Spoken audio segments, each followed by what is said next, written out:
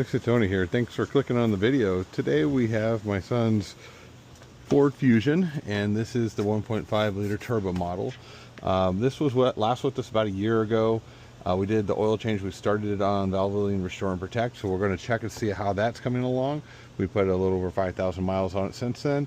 Another thing that we did is these turbo engines tend to have a problem with leak down, and what that is basically after the engine shut off, they get little tiny leaks in the head gasket. Not enough to cause drivability problems, but enough to drain your coolant over a period of time. And it got so bad it was losing about a gallon a week. Kind of crazy there. So we went ahead and used K-Seal, and it's been a year now, a year and 5,000 miles, and we're not losing coolant anymore. So if you guys are having this problem with your Ford 1.5 liter turbos, K-Seal, a little bottle from AutoZone for about 12 bucks. You just pour it in there. It won't clog your coolant system, but it will solve your leak down problem. You won't be having to put coolant in these every other tank of gas. So anyway, we had the car ready for an oil change. We got it ready for the lift, and we're going to get it up and get it drained. So Ford, in all their wisdom, decided to put this shield down here, which is cool for aerodynamics, but terrible for oil changes. This is just another step. Something else you got to take off to do simple oil change. Probably why they charge more to do oil change at the Ford dealer. And you got to take into account the time you're going to be playing with this thing to get it off. It's about, I think there's what, 10 screws in this thing. Kind of crazy. Anyway, push this aside. I have a little engine here that could. We need a 3614 oil filter. And then we have our oil drain plug. You can see that we're having a little bit of a leak from the turbo there. We're going to try to tighten down those bolts and see if that solves that problem, rather than trying to get into this thing, because people that work on these things, you understand, you start tearing these apart and you just end up with a lot more problems. So let's get this drain plug. All right, so we went in and torqued those down a little bit more. Worst comes to worst, we'll replace that O-ring.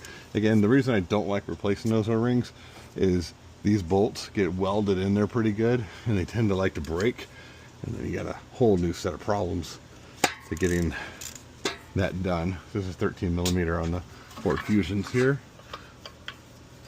and we'll go ahead and take this loose here and drop our oil.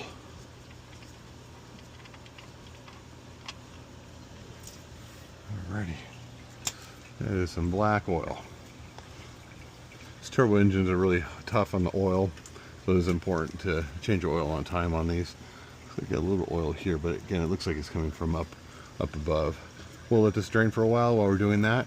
We're going to take our wheels loose and rotate our tires. All right, so we checked our rear brakes and they are good, but our front, and you can see there, not a whole lot left in the front here. So we're going to go ahead and swap these out. They're on lifetime warranty with AutoZone. The cool part about AutoZone is we can take these off right now, take them in, get them for brand new pads right away. We don't have to wait. So what we want to do is just go ahead and check the rotor surface, make sure that we don't have what's called mushrooming, where this is actually bulging out, but it looks pretty good. The brakes have been pretty solid. It looks like we should be able to save these rotors. We did mic them a minute ago, and they are above the minimum thickness, which you'll find that reading on the inside, or you can go online and Google search it. So we're going to get these bolts off the caliper, and we go ahead and take these pads off. All right, so T45, you just pop this little cap off here, and you can break these loose, and you can take your caliper right off, and then we'll compress these after we get the pads off. Okay, we have our two bolts out, and what we're going to do is you got to get these out. So you just see the little pads right there. So I'll grab each of those with a screwdriver and just push it off of there, and then it pulls right off like that, and we can pull the caliper off after we do that. All right, so this one pops out of there like that, no problem. And this one looks like someone glued it on there. It's kind of weird.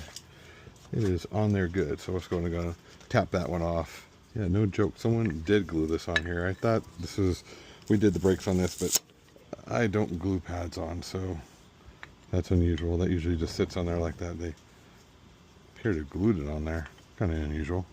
Anyway, we'll take these in and swap them out. I think it's the other side. Just want to get a screwdriver in there and pull these pins out here. Like so. And this side here, and then just pop right on out.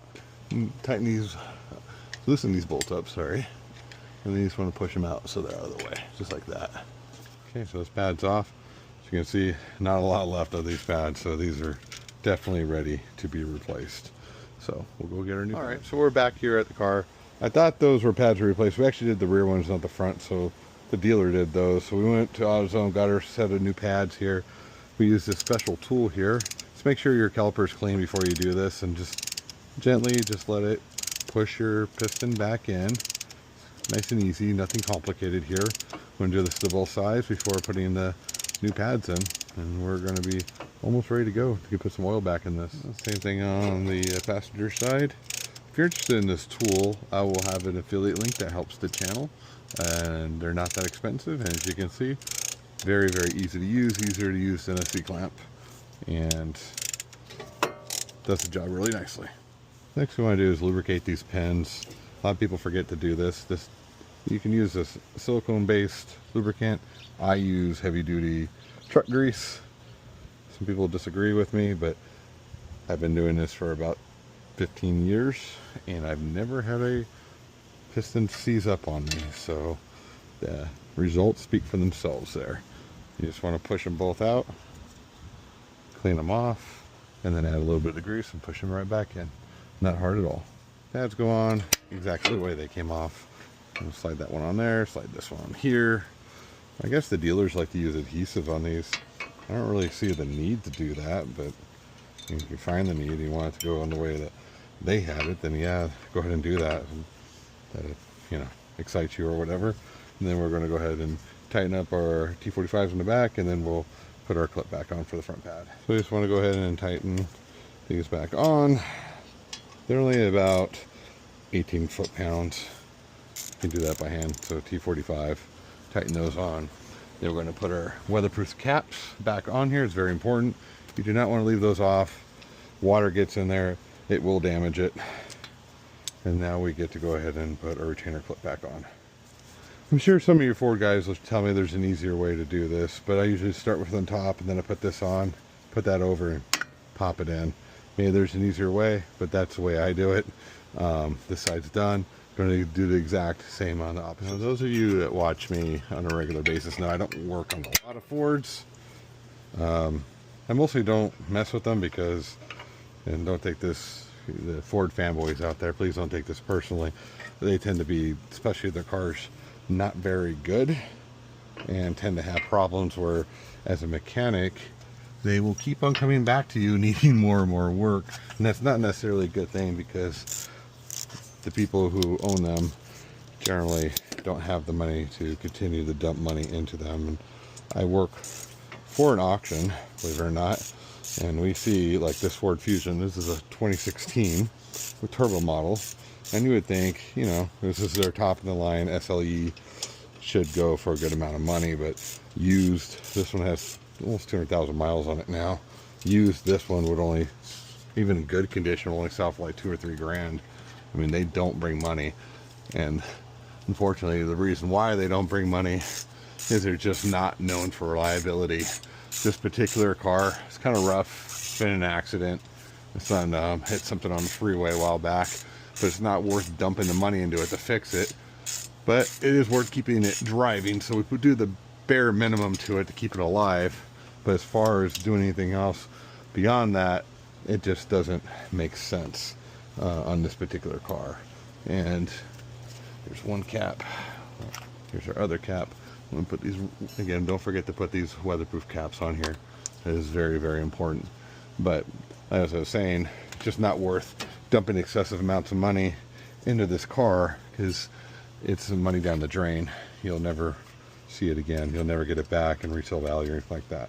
So, but it's been okay reliability. I mean, obviously the coolant problem, if you took it to the dealer and had them replace the head gasket, sorry, I mean, you'd be looking 2 to 3 grand minimum. And then it did have a transmission, which was $3,500. So we did put a transmission in it at 150,000 mile, or 130,000 or so. So the transmission's been in there for a little while. But once this car takes a serious dump, it's going to the dump. So anyway, in the meantime, we're going to keep her going. Going to show you, get started there. I'll hold that down, use a screwdriver, put the bottom pin in, and pound it in. If you guys have a better way of doing this, please leave it in the comments. So we're getting lug nuts put back on here. I have this nifty tool, kind of neat. Gives you all your different sizes for putting on lug nuts, all in one quick set.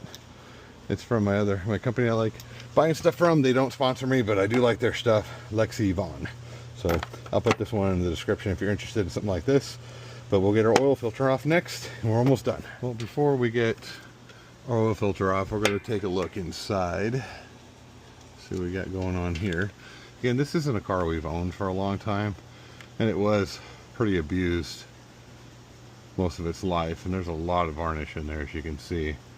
That's gasket maker to the left, but this is Varnish City. But you can see everywhere that the Restore and Protect touched, it cleaned. You can see that varnish line right there where the oil level sits. So it is working, so I'm really curious what this oil filter looks like. So let's get this drain plug back on and let's take a look at the oil filter.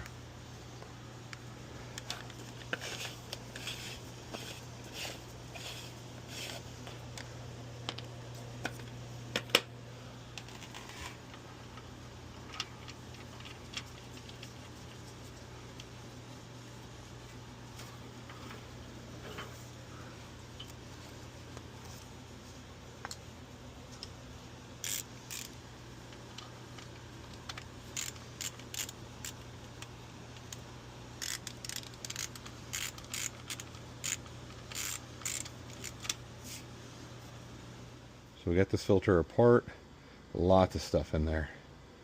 And this is how we know the Restore and Protect is working. We don't have any glitter magic in here. This looks normal, but it is heavy. So definitely capturing stuff. And this is why on excessively dirty engines, you probably want to change these filters just a little more often. You can see all the junk that's in there. All the carbon and stuff breaking off the rings. It can clog your oil filter. It works very gently and very slowly, but it doesn't mean that you won't have a filter issue. So I have this tool in the description if you guys want to buy it. Helps the channel. And we'll go ahead and get the new filter on now. Said before and I'll say it again, I do like the fact that they do cover their filters, because in shipping and stuff, these filters tend to get a bunch of garbage all over them and dust, and all that does end up in the filter element, and then you're immediately putting it into the engine.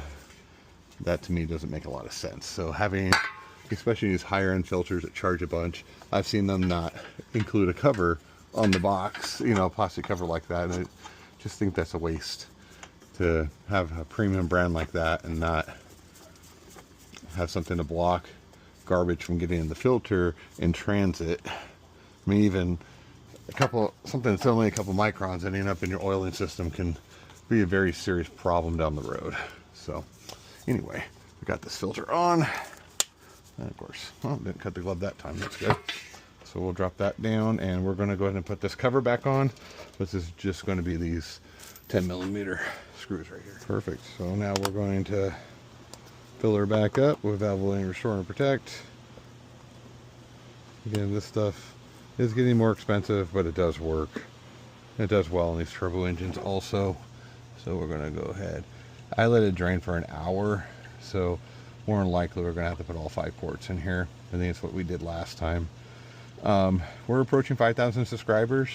I appreciate every one of you for taking the time to watch this video. If you have any questions or comments about anything you see, or maybe a better way of doing things, please comment, and I'm happy to reply. Or if you have a project of your own you want to talk about, I'm happy to oblige.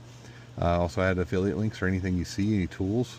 If you see anything that you like, that you think will work well for you, use my link. The prices are very reasonable for this stuff, and it will make your life easier. I guarantee it, because it definitely, as you can see as I work on these cars, it makes my life easier. So anyway, with that said, we'll go ahead and get her started, and we'll go break these brakes in. Start her up. We just went and reset the change oil light, so we're good there. Go and shut her down, Shay. Go and check our oil level here. Inala, she's supervising today. Make sure our oil level's good, which it should be good. And then we're just about ready to go. The brakes, what we're going to do is do about 3 hard stops from 60 to about 5 miles an hour, not to a complete stop. Oil level's right on the money, nice and clean. Not going to come to a complete stop. We're just going to slow it all the way down, and then we're going to drive around for a few minutes and let the brakes cool off. and that will safely seat our brakes. Again, the K-Seal, I highly recommend it if you're having an issue with coolant consumption in any of these turbocharged engines, even 3.5, like 15 bucks, works beautifully and won't clog your coolant system. So anyway, please like, subscribe, and share. And again, most of you guys are not subscribed, so if you can hit that subscribe button there, I would greatly appreciate it. Thanks, and have a great day.